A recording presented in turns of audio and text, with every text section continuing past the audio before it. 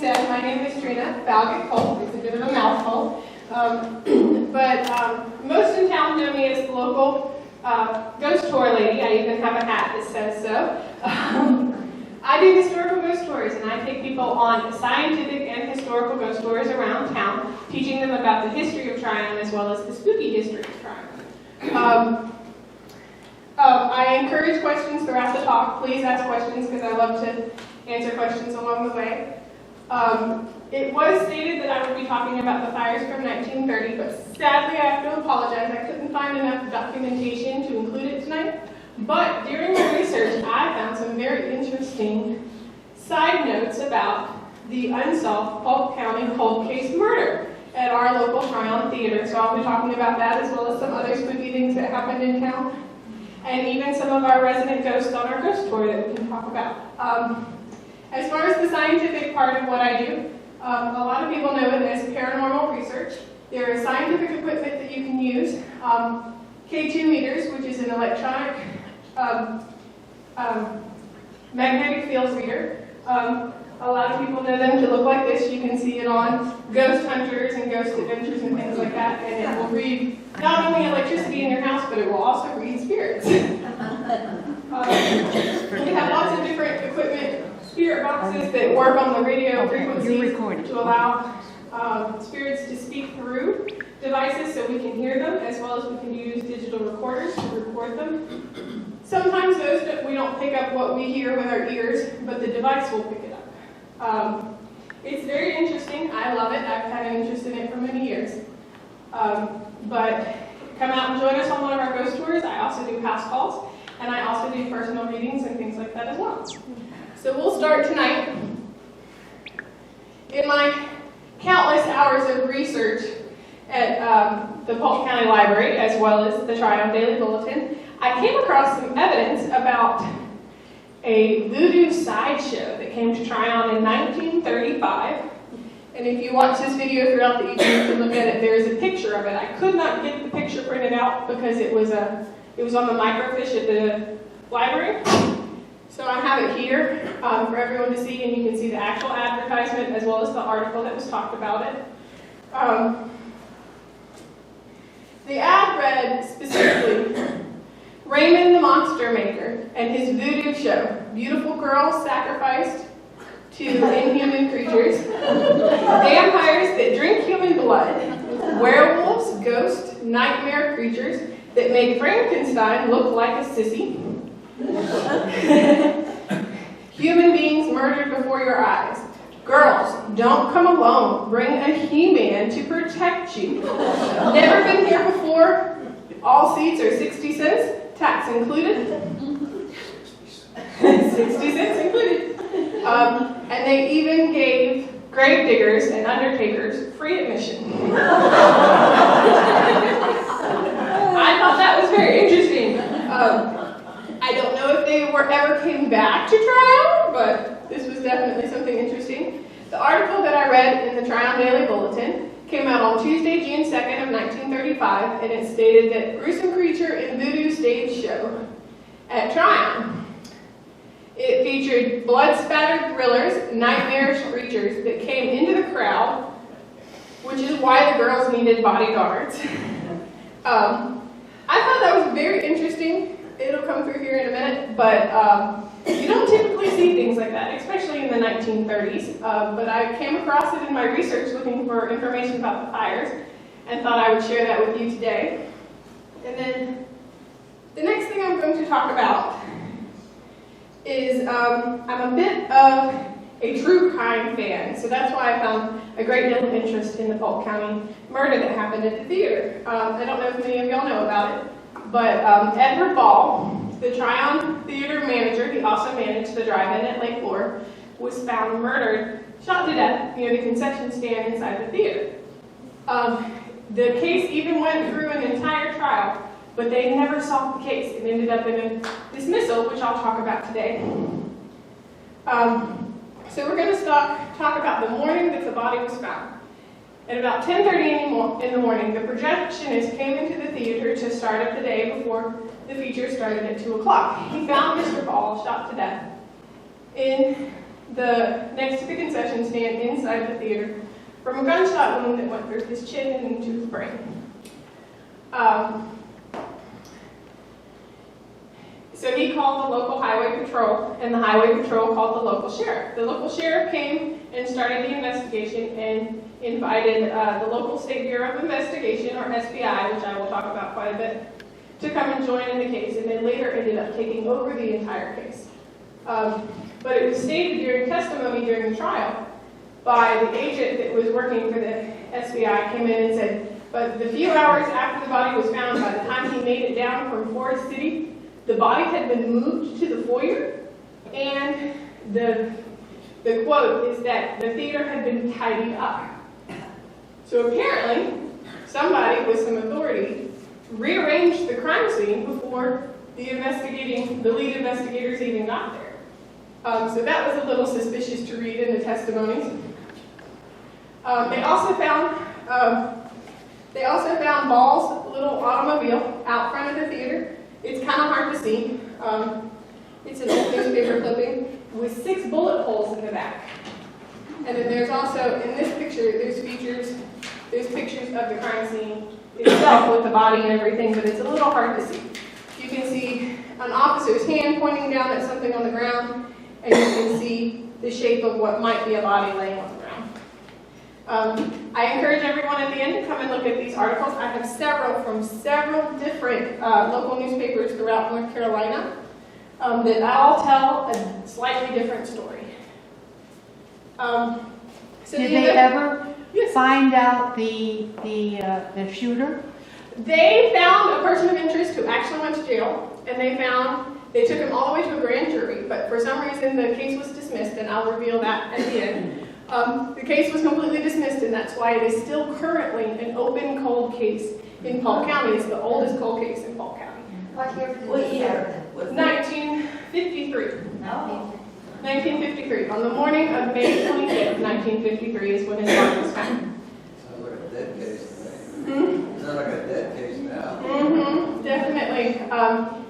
The evidence that I found, they have testimony from 10 or 15 different people, plus an eyewitness to an assault prior to the murder. And they still let the guy off for some reason. And so I wasn't quite sure. I wanted to know why they didn't convict him, because they had so much information against him. Well, that morning, a warrant was placed out for a man named Jesse L. Rhodes. He was a local Polk County accountant as well as a political figure here in town. And a warrant was placed out for him. And the actual warrant was listed by his very own daughter, and it was assault with a deadly weapon with the intent to kill. And it was taken out that he had tried to kill his wife in the early hours of May 24th. So the Rhodes family lived off of Markham Road here in Tryon, up where the cemetery is, not far from where the cemetery is. I haven't found the actual house yet, but that's on my list to do. And his wife, Stella Rhodes, apparently called Edward Ball at about 11 o'clock and asked him to dinner and to hang out with her. So they were riding around in the neighborhood. And apparently at 2 a.m. in the morning, they were sitting in the car, and all of a sudden she sees her husband walk up to the back of the car with a flashlight in his hand and something else, and he opens fire on the back of the car. In her testimony, she stated that Edward Ball slammed her down in the front seat, but while trying to save her, he ended up taking a bullet wound to the right shoulder. There's different conflicting information that she went with him to a doctor, and then there's other testimony that he found a friend out in Lake Lord to take him to a doctor. But he did eventually find a doctor who patched him up and told him to go to the hospital to have the bullet removed later that day.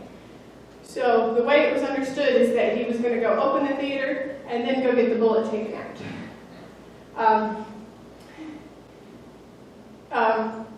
One article also stated that the husband, Jesse L. Rhodes, followed them in another car, still firing at them and chasing them all around town. They finally got away from him somewhere around Trash Pile Road. I haven't figured out where that is yet.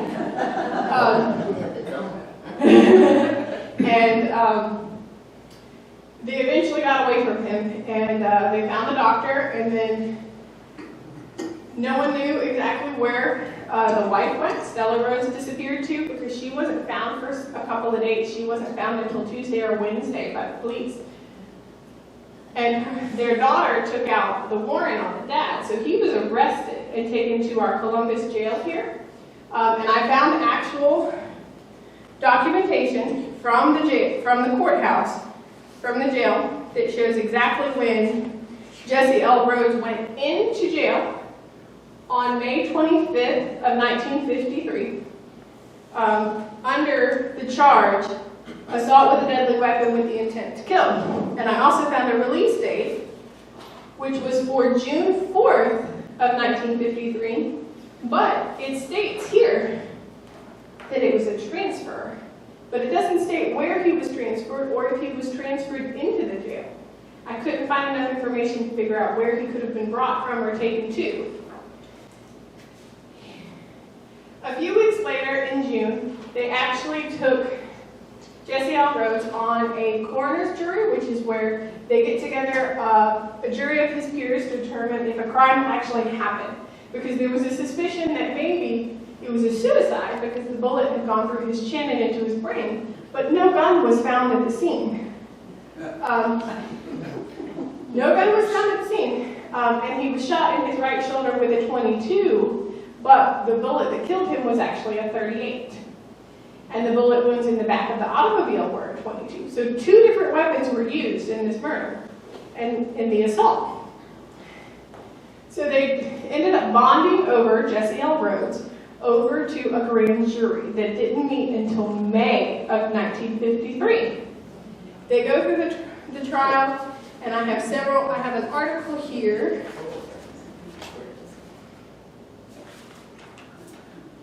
I have an article that specifically states all the testimony in the trial. But the prosecution had a little bit of trouble because the wife was not very forthcoming in what happened that evening, and a lot of people speculated it's because she was having an affair with Edward Ball. And she also didn't come forward to the police for a couple of days until it finally was found out she was at her daughter's home for those 2 days that they were looking for her. But she testified in the trial as well that her mother apparently sat on her step at 4 a.m. that morning for an hour until she woke up her daughter at about 5 a.m. And she told her daughter what her husband had done and that he had tried to kill her. And the daughter said, "I'm going," and signed the warrant out. She was not going to have her dad treating her mother that way from what it looks like. I'm going to go into some theories about what happened. And a lot of them are my own speculation and my own opinion about how it ended up working out. But the official reason that the grand jury dismissed the case against Jesse L. Rhodes was because, is it really assault with a deadly weapon with the intent to kill if you fired at a car? Does it count as assault to a human being if you fired at a vehicle? So he was let off on a technicality.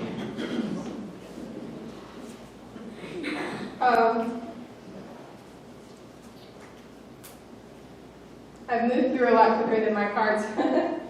I also found no official record that Jesse L. Rhodes was ever tried for murder. He was only ever tried for assault with a deadly weapon with the intent to kill against his wife. You can't be convicted of murder without being charged with murder. They did question him during the testimony did question him about the murder. He denied that he never assaulted his wife. He was nowhere near his wife, and he never knew anything about his wife at all. Well, apparently, the Rhodes had been separated a couple of times prior to this incident. But it is stated in the testimony, quote, Jesse Rhodes, "I loved my wife until May 24th, 1953. That's the day that the assault happened. So what changed, even though you had troubles in your marriage, what changed on that one day that you decided you no longer loved your wife? I think it's because he found her in a car with a man at 2 a.m. in the morning. But in Stella Rhodes' testimony, she was specifically asked, and I quote by the prosecution, Were they spooning in the moonlight? And her response was absolutely not, that they had never kissed, that they were good friends, and she had several single male friends during her separations away from her husband that she would go to dinner with and spend time with. They had hung out numerous times.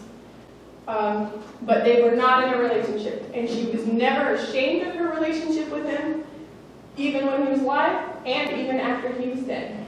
But she insisted that it was her husband that had assaulted them, and probably was the one who was responsible for his murder.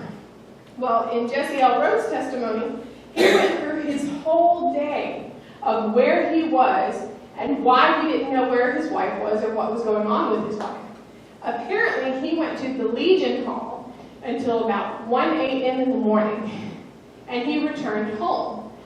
It's speculated that their house was on Markham Street, right near the cemetery where Miss Rhodes and Edward Ball were parked. But she swears he could not have seen the car from the house, and there were too many cars parked in the driveway, so that's why they weren't parked in front of the house.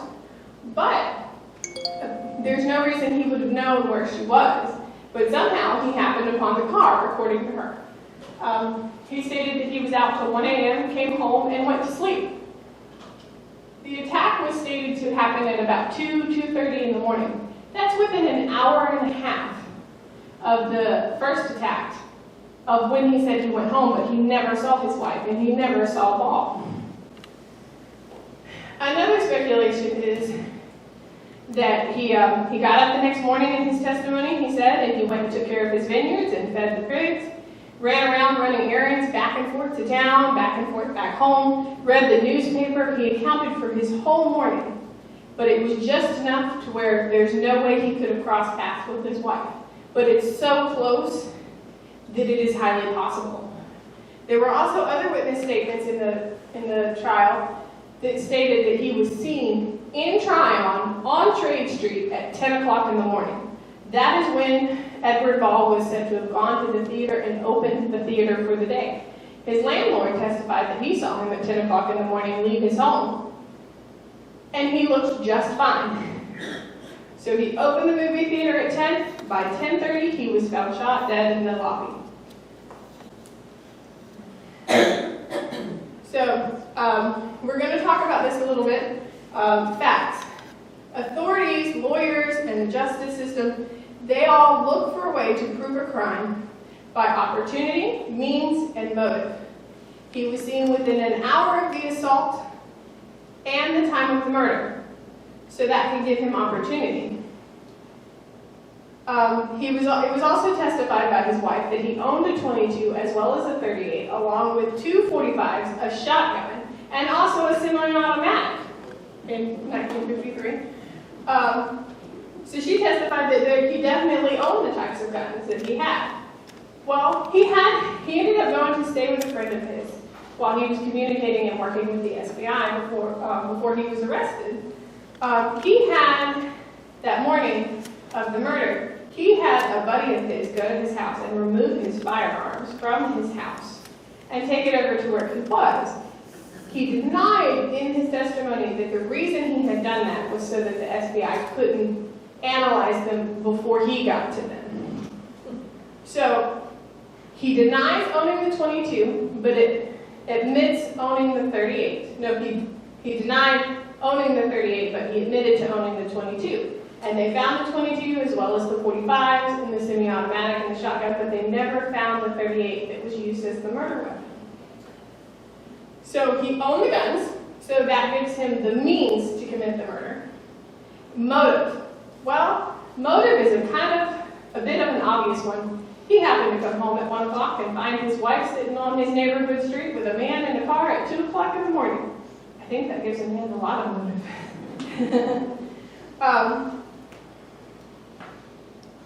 So the case was dismissed because they couldn't prove if it was assault with intent to kill on a technicality because he fired at a car. So his case was dismissed, and he was never officially tried for murder of Edward Ball.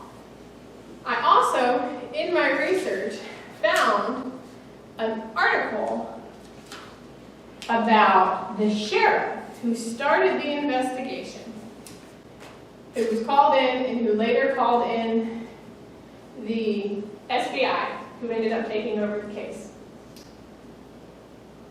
He called them in, but by the time they got there, the crime scene had been tampered with.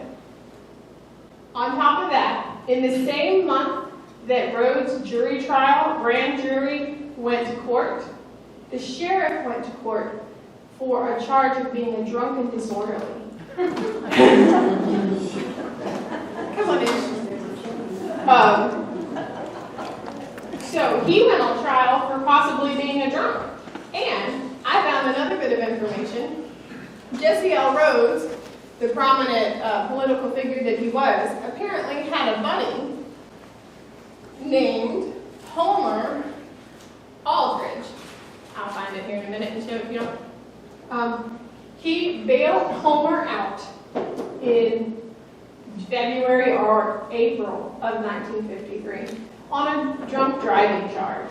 Paid the bond for him. He's on the court document papers that he paid the bond. And then later, I also found another charge in August that he was a co-conspirator for a drunken driving case with Homer Aldridge.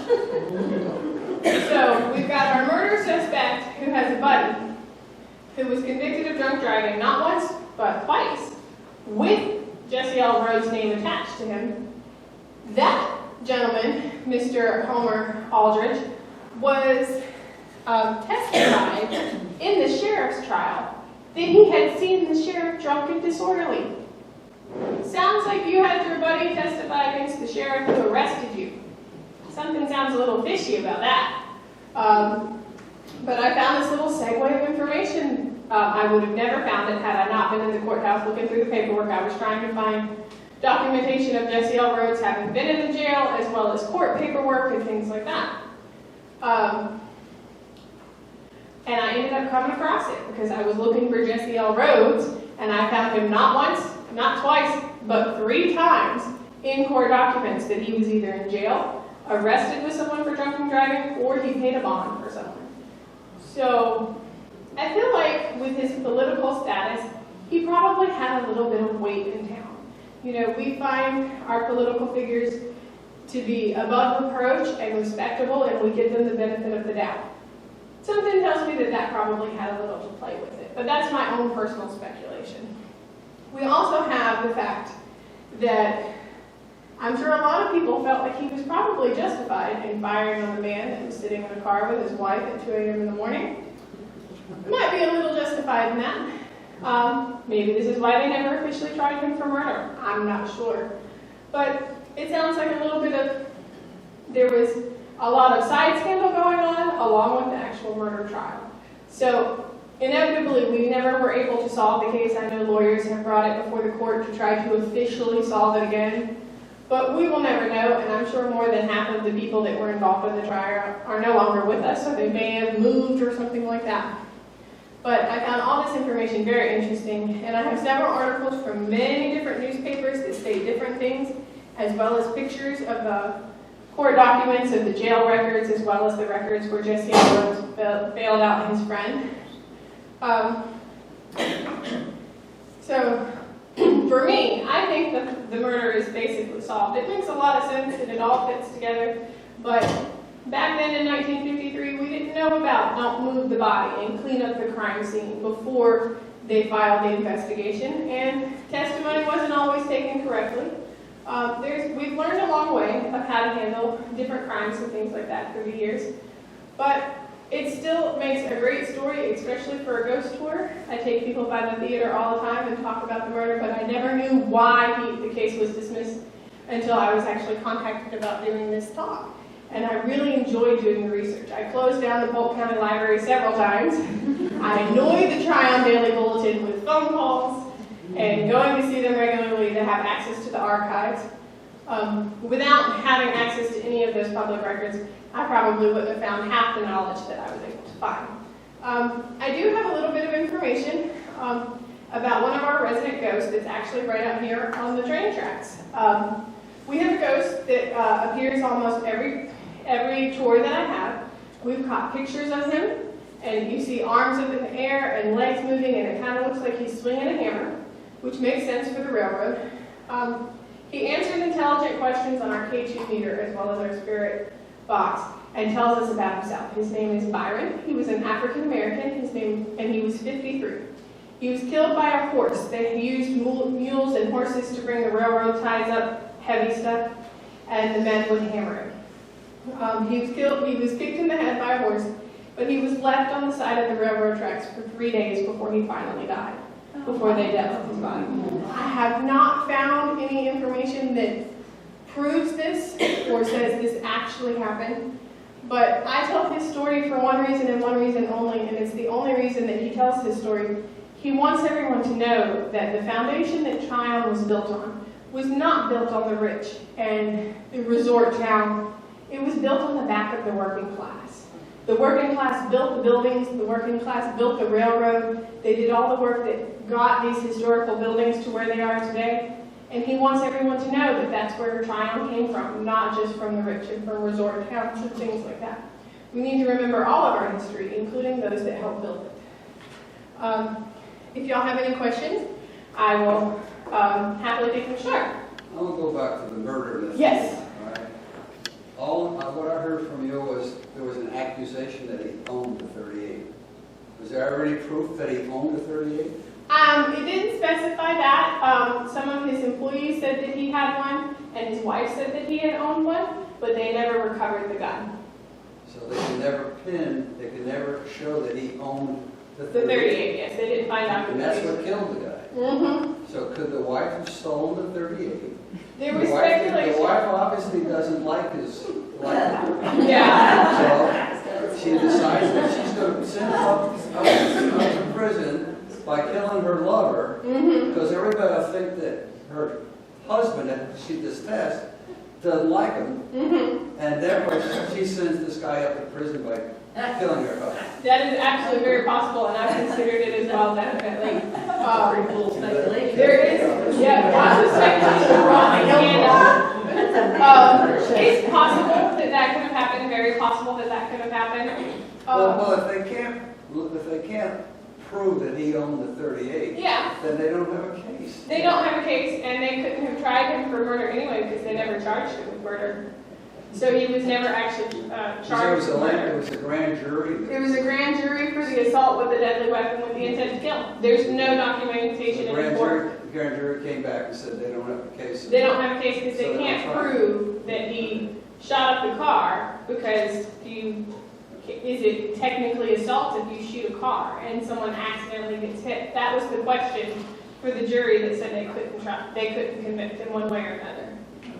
Yes? I thought you said he admitted to owning a 38. He admitted to the 22, but he did not admit to the 38. Well, in those days, did they do any scientific with the slugs that were in the car compared to the... They could determine what type of bullet they were, but they couldn't match them to the same gun necessarily. We didn't have the technology. You know that for sure, or the technology is not available? I think probably is that the technology wasn't quite there. I don't think it became commonly used to match bullet casing and bullet striations until the 70s. They don't have a 38. No. But they could match the 22. You could have matched the 22 if the science was available. Yeah, but they said that it's an assault on the car, not on the person. Yeah, well, let's get him into jail for the assault. Well, they did arrest him for the assault. They just said, well, can it be really assault? on a human being. Yeah, they said it was assault on an automobile, not assault on a person. Yeah, that one was done with a 38. Yeah, that one was done with a 38. The authorities speculated that either the shooter followed him in as he opened the door or came in the back door and waited for him until he got to work. So it appears from the information they gathered is that probably whoever planned to kill him planned it out ahead of time. It was definitely first-degree murder, absolutely. But they never had enough evidence to connect Jesse L. Rhodes to murder. But they had enough evidence to try him for the assault with a deadly weapon, but the jury felt like they were too conflicted to answer that. It was basically a hung jury, and the case was dismissed. So why isn't the theater haunted? Why is the theater haunted? Yeah. Well, the theater, I believe, is haunted. I've actually not been able to do a tour in there. I've been in there myself. but I've not been able to take any equipment or anything like that with permission from the owners just yet. Any death, and sometimes even a natural death, as well as dramatic or traumatic is the word I want to use, can leave a haunting. Because sometimes that spirit feels like there's unresolved things to do in life, and sometimes they just want their story to be known. Most ghosts just want people to acknowledge that they're there, as well as what their story is. So a haunting can happen anywhere from a personal item, as well as in a house, on a car. They can even attach to people. But 9 times out of 10, a spirit doesn't want to harm anyone. They just want someone to say, hey, you're here. I see that you're here. I hear you. And tell me your story if you're able to.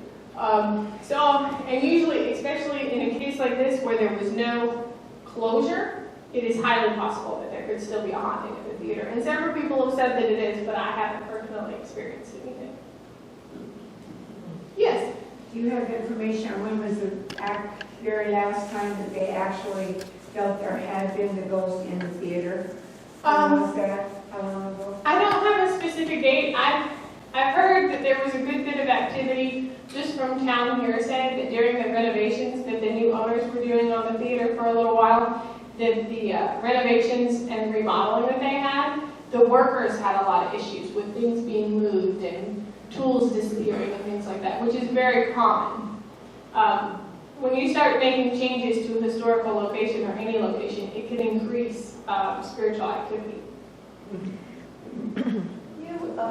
You commented on the FBI. Did they bring anything to the case? I think of G-Man running around and, robberies and things, but did they contribute in any way? The court documents stated that they took over the case, and it was actually not the FBI, it was actually the SBI, the State Bureau of Investigation. So it was the local branch of North Carolina out of Forest City that came in. And they did their own investigation as well as working with the local town sheriff, and they testified in the trial. But that's about as far as they went in. I don't know what equipment they brought in, what scientific testing they brought in. None of that was alluded to in any of the articles or documentation that I was able to find. Is this gentleman that was killed, was 38, in the cemetery here in town? I have not been able to find his remains. I've been through the cemetery several times, and I do not believe I found him there. His name was Edward Ball, and he was from the Ball family. He had a mother and father that lived either in Landrum or Columbus, I think. I have that documentation, but I'm not sure where it is at the moment. He was 35, 36 years old. He was a bachelor, never married, and never had children. So it's definitely possible he could have been buried there, but he may have been buried in Landrum or Columbus. Anyone else have any questions? I have a question. Yes. Have you had any specific experiences of hauntings or of ghosts? I have had several experiences. And if you look at my website and all my information, does anyone know what a medium is? Has anyone heard that term before? Physical medium is someone who can see, speak, hear, and dream about spirits. So I am a medium. I can see ghosts just like I see everyone in here. I go to the grocery store. I have to be a little careful when someone speaks to me because I have to make sure it's an actual living person before I start talking to the dead in front of everyone. A lot of people look at me absolutely crazy, like, that I can do this. I've been able to do this since I was a child, but I didn't understand what I was until I was 21 years old. I went through a very negative haunting experience when I was 21. I moved out to a 40-acre farm in Adamsville, Alabama. My fiance at the time's family lived out there, and it was built on an Indian burial ground, and there was a oil company drilling illegally on their property, and there was lawsuits and all kinds of stuff, and it agitated the Indian burial ground, and something very negative decided it was going to attach to me. And I ended up having to seek professional help to help me remove it from my life. And they informed me and said, you need to do some research because you are a physical medium. And I looked at them and I said, what are you talking about?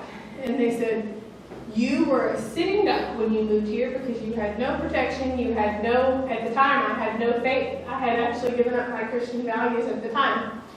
And so I was a beacon for them to see from 100 miles away, and I am a Christian now. I have found my faith, and I tell people all the time, they ask me, how can you be someone who says they see ghosts but a Christian woman? And I said, well, the way I see it, God gives people a gift of being a fantastic parent, a wonderful teacher, a beautiful pianist or saxophone player. Everybody gives God's different talents and gifts. So are, people, seamstresses, medical professionals. God gives those innate talents to people all the time. And so the way I view my gift is that it's an ability God gave me to help bring people to closure who have lost loved ones, and to educate people about those who have lived before us, because I can tell those stories to everyone. You may not be able to see or hear them. Occasionally you can, a little bit, but for me, it's an everyday occurrence. I do personal readings as well. If anyone ever wants to contact a loved one they might have lost, we can always try to make contact. And every time I do a tour or a reading, I begin it with a prayer, because I'm going to take God's protection, and I'm going to help those that need my help, but at the same time, it kind of puts me in a dangerous place sometimes, because sometimes there are some spirits out there that are not all that nice. But with His protection and with His love, I honestly feel He gave me this gift to help people. So that's how I'm able to know about this. I've had several different experiences. There's occasionally, after several tours, my husband will come home and will be asleep in the middle of the night, and he is the biggest skeptic you will ever meet. He does not believe ghosts exist hardly at all. But every now and then he'll say, things are whispering to me, you gotta do something. So I'll go through and cleanse my house. Just like sweeping up the old spring dust, I do the same thing with spirits. My daughter has abilities, she can see things as well.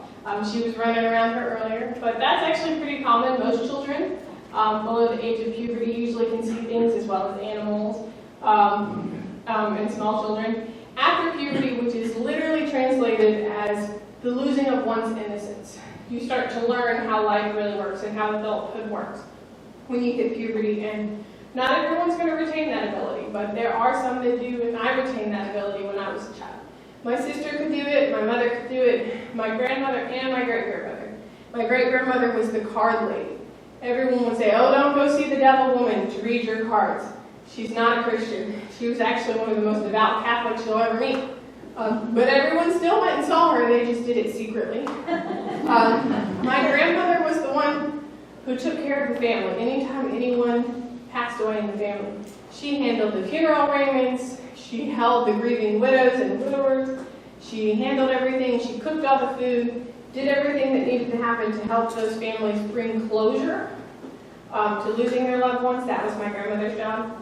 And my mother later took on that job as well. She is a little apprehensive about doing what I do. She doesn't like that I came out professionally, but she respects my choice since I'm an adult. And but occasionally she'll tell me, oh yeah, I had a conversation with your grandma last week for 45 minutes, and I look at her and go, the one who tells me what I do isn't real. My sister and I told my sister when I was very young, I was probably 6 or 7, and she was 14 at the time, and I told her what I was seeing and what I was dreaming about, and she said, I know, I can see them too, but don't tell anyone because they'll take you away from us, and they'll take us away from Mom. So we didn't talk about it. We didn't deal with it. We didn't say anything about it, and I didn't understand what it was. And the same thing happens if you have a skill that you can do, like play piano, or you're really good at math. If you don't practice that skill, you can lose it. And that's what happened to my sister. She avoided it completely, and it creeps her out. She wants nothing to do with it. She doesn't even like me telling her what happens on my tours. It freaks her out so much. And that's exactly what happened to her. And if you don't use your ability, you lose it. But that's my family history. Yes? I would like to know if there's a few more incidences that might have happened in this area, Sure. Tryon. Just, you don't have to get into a lot of detail, but things that have made you wonder, they're ghostly or spooky events, and maybe we could do our own research on Absolutely. that on our own. What do you suggest?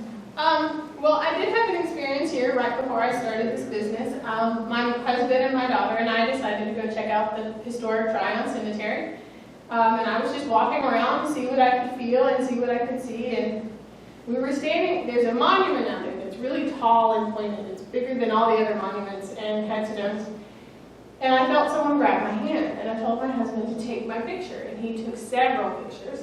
And one picture came out, which I can actually show anybody who wants to see it. I have it. There is a white figure standing behind me, and we went back the next day to make sure there was no white tree or something that you just came into camera. There is nothing that could have made this white spectrum on the camera. And then later, as I was considering starting this business, I contacted Robert Lang here in town, one of our local historians. And I contacted him and sat down and interviewed him, and that's when he informed me about Lamell North Wilcox, the man who purchased all the land that Tryon was on and made way for the railroad tracks. I went back and looked at the name on that headstone, and it's the Wilcox family plot, and Lamell North Wilcox is on the side of that monument opposite of where I was standing. And for me, that was him saying, this is okay, you can tell everyone our stories. So I caught pictures there as well. The former Melrose Inn, one of our tours, we caught an EVP, which is called an electronic voice phenomena. We took a digital recorder, went down the side of the driveway, and this was after the fire, and we actually got someone recorded, and I have that as well. I can share that with anyone who would like to hear. And it stated, hello, I'm here. And I pulled it up on my computer, and I analyzed the sound waves, and you can audibly hear someone say, hello, I'm here. There's ghosts everywhere. We have our ghost Byron out here on the railroad tracks, and he loves talking to people. You come out on my tour, he will talk on the K2 meters all night long. We've got pictures of him. As any other specific places, I don't have any ghosts that are identified, but we occasionally get things where batteries run out of power and different things like that. The cemetery is a fantastic place to go because most of our town's history is buried there. I've wanted to go near the Nina Simone house, but haven't been able to get permission to do that. I would not be surprised if there's history there. I think also there is a little bit of a presence of a female on Trade Street, right across from Morris the Horse. And my personal belief, I have no proof of this yet, is that it might be Zelda Fitzgerald. A lot of our residents and a lot of people who visit know about F. Scott Fitzgerald, but not a lot of people know why he was in Tryon. His wife, Zelda, was committed to an asylum up in Asheville, North Carolina, and died 7 years after her husband in a fire up there. So she died with a traumatic death as well.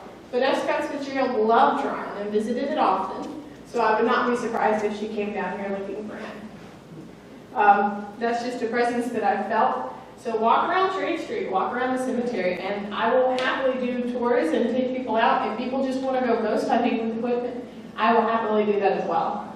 Yes? It's not Tryon, but it is Polk County out in Mill Spring. Are you aware of the small graveyard at the campground? No, I don't think I am. Yeah, there's a little graveyard out there and nobody seems to know hardly anything about it. In Mill Springs? I might have been by there. I think I have a friend that lived out that Silver way. Creek Campground? The campground? No, I have not been to Silver Creek. I've not been to that It's one. a really small little graveyard. My sister lived here for a little while and they lived in an RV at the campground. And she tended the graveyard for a little while. Oh, wow. That's very cool. So she would know a little more about it, but Okay. you might want to check into it. Absolutely. Definitely give her my information and give me hers if possible, and I'll reach out to her and see what we can Well, find. she's not she doesn't communicate well. No, okay. But I can ask her. Sure. But I mean, you could just probably, I don't know if the people at the campground would care if you just went out there to look at it. They might. I'll go out and No, ask that's them. I've been there once, but I can go out there and ask them. I would just ask, yeah. Does anyone else have any questions? Yes. All the Indian history here. What have you found with the Indian history? The Indian history, I haven't found anything necessarily spooky, but I do talk about De Soto. Hernando de Soto was a Spanish explorer who came through Tryon. They camped in Tryon and walked and I guess on horseback, moved up to Asheville to meet with the local Indians. No, they were coming through Asheville looking for gold, and they stopped in the area that Tryon is now on, and they met with some Native American tribes. And according to documentation from one of his officers, this is kind of a little funny story, they outfitted them with food and provisions, and even something that was quoted as little dogs. Does anyone have any idea what a little dog might have been?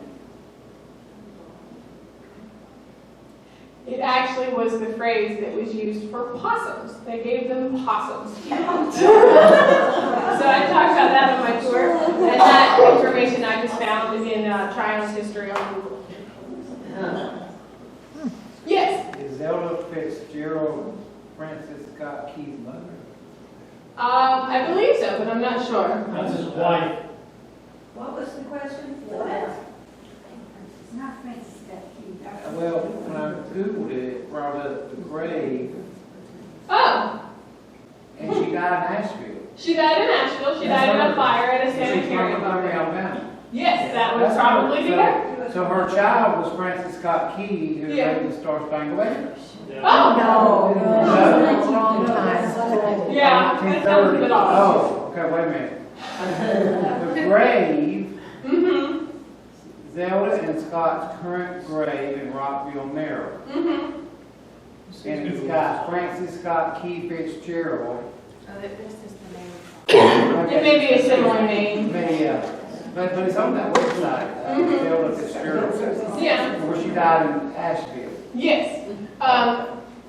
Scott Fitzgerald and Zelda Fitzgerald had a very diabolical marriage from my research. They had a good deal of alcoholism and partying, and they're actually well known as the Jazz Age from the 1920s.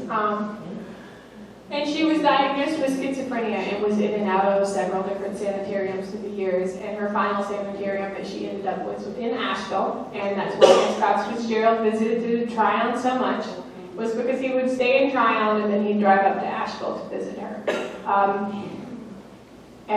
She died 7 years after he passed away in a fire. Yes? Do you have any information about Sidney Lanier? Any kind of vibes? Sidney Lanier, I don't have any vibes, but I do have some information a little bit about him. The house that is stated as Sidney Lanier actually is Lamel North Wilcox House. It was used as overflow for the Mimosa Inn, and that's the hotel that Sidney Lanier was staying in. And so, because there wasn't enough rooms for everybody, he stayed in Lamel North Wilcox's house. And that's where he was when he passed away. But I haven't done much with him specifically, nor have I contacted his spirit. Any other questions? Yes? Since Stoneman's raid went up Tower Gap, anybody ever found the site of the skirmish and checked to see for soldiers that died of traumatic death? I have not been out that way, but I would definitely consider it possible. I've been out to some of the Gatlinburg battlefields, and I would walk into the battlefield and you would literally see a spectral battle going on and people dying all around you. It was a very horrific event. But I would definitely consider that possibly a haunting location. I've never been out there. Where did he stay so that the camera can? Could you repeat that, please? Yeah, going up Howard Gap, Stoneman's raid, there was a skirmish about 4 miles up the road. Now, I don't know if anybody's ever identified the exact site or not.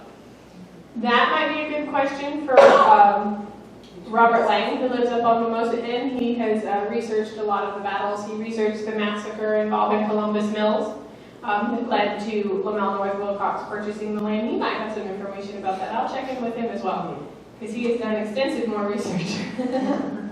Yes? And Cowpens. Cowpens? Which was pivotal change in the Revolutionary War cow pens. It's Okay. not far from here, but Is it not? I'll have to that look would be into the that. place because Absolutely. they've got the, what do you call it, like the, It's like a battlefield there, yeah. yeah. and Is it in Polk County? Is it in Polk County? South Carolina, yeah. I can definitely look into the research, but I can't do any tours or anything there because I'm only licensed out of Polk County right now. There's a Revolutionary War site. When you pass highway, that 14, that is. Past Eagles, you go over I-26, is on the left. Fort Collins Farm. That's good Yes. in South Carolina. And this is a marker there. Fort Collins Farm? Just past there was a battle at the fort, just to the east of Fort Collins. I have done a little bit of research. I don't know if any of y'all have heard of Witch Anne. Have y'all heard of her? She's a local story. I did a little bit of research into her. I haven't been granted access to where her house was or anything, but everyone called her a witch and said that she did magical things. But in the research that I found, she just actually seemed to be a girl who had a really bad streak in life. She lost her parents very young. She lost husbands very young. Everyone around her just seemed to die, and that's one of the reasons they called her a witch, because her family kept dying off around her. But they all died in accidents.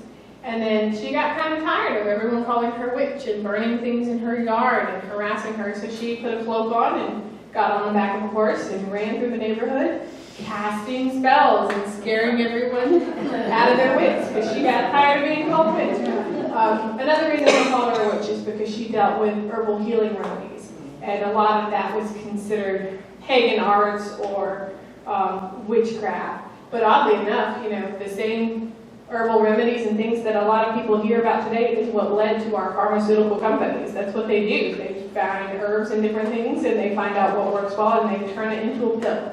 It's the same thing, but a lot of people decided it was of the devil. Anyone else? Yes? What about the Stone Hospital? The Stone Hospital, I've actually done a great deal of research into it. It was built in 1929 up on Carolina Drive. It's actually just recently been put back on the market. I have tried to get in there and do a tour since 2017. And the owners always were worried about insurance issues if someone were to fall, because it's in the middle of a remodel kind of state with exposed wires and wood and things like that. But on all my tours, I have everyone sign a waiver. If you get eaten by a black bear, or you trip and hurt yourself, or a spirit goes home with you, it's not my fault, and it's not the town of Tryon's fault. But we try to make sure everyone is as safe as possible on all of our tours. We bring flashlights and different things like that. I encourage people to bring flashlights and walking shoes. I say, please don't show up in 6-inch heels. Because we walk all the way. We start at Huckleberry's, we walk up here past the train depot all the way up to Melrose Avenue and stop in front of the former Melrose Inn, as well as Robert Lang's house, the Lindsay house, and we walk all the way back down past Morris the Horse. We go to the Nina Simone statue and talk about her history. We talk about the murder at the theater. We talk about the Tryon Daily Bulletin, F. Scott Fitzgerald. A lot of people don't know this, but Huckleberry's originally was the site of a gas station before it was turned into a restaurant.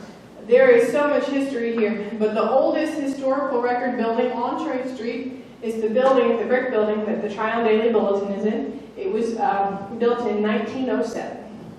So that's one of our oldest buildings on Trade Street. And I found that in the historical research.